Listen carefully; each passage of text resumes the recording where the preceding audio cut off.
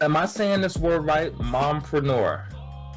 Mompreneur, yeah. I was, let me tell you, while you bring up mompreneur, I didn't even know this concept until recently because Amy Cruz is an awesome entrepreneur who I actually was on her podcast a few weeks ago. She runs a business called Moms on Maternity.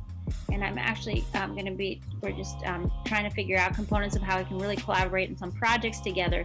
But I was on her podcast a few weeks ago and we were talking, I mean, we didn't bring up mom entrepreneur, but it is kind of like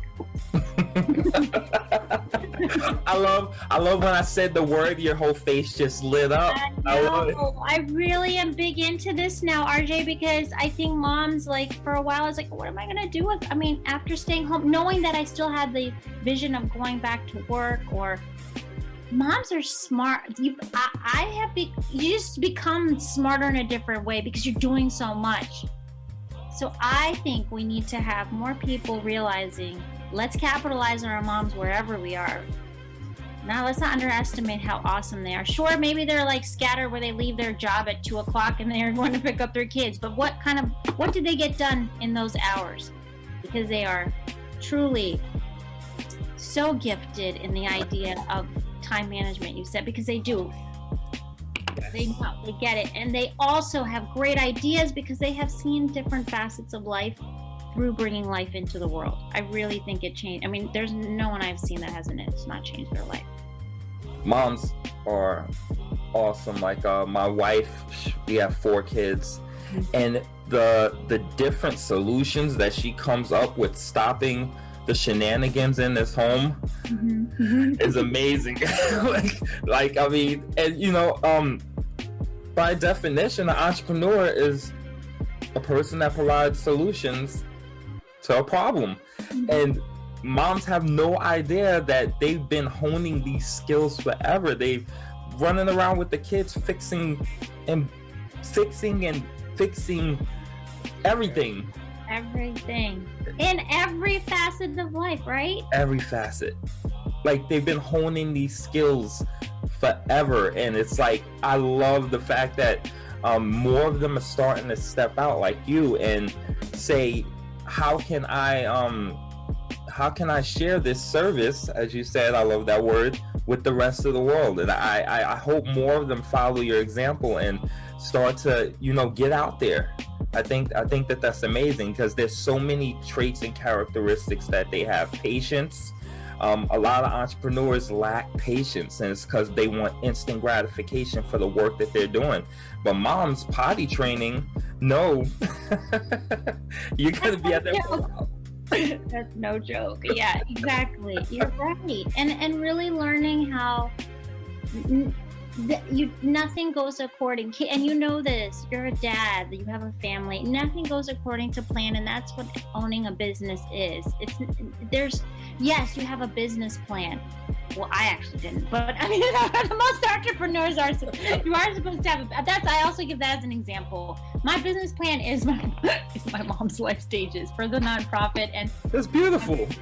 Yeah, but what I'm trying to get at is don't underestimate. I really think when you don't know what you're doing, for some of these moms who might be listening, I don't know what I'm going to do. It's okay. Take that time and really listen to the fact that it's going to generate that. I don't know what I'm going to do is going to start to generate some ideas as you get a chance to reflect on what it is you really want to do, and then put it out there.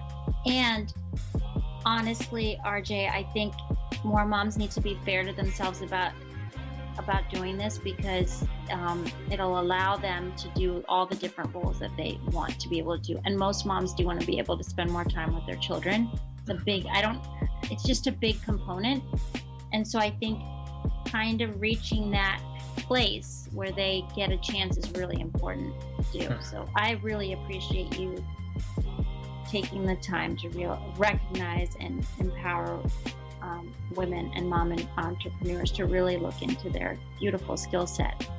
I think you guys are amazing. My wife, she just recently started She just recently started. I tried to get her for the longest time, get out of the house, find a hobby, leave the kids here with me for a day. I think I'm probably the only husband who begs her to go away, leave me with the kids for a day, go do something, because you're going crazy dealing with these kids all the time, you know. And she finally found a hobby that she turned into a business, Forays Cosmetics.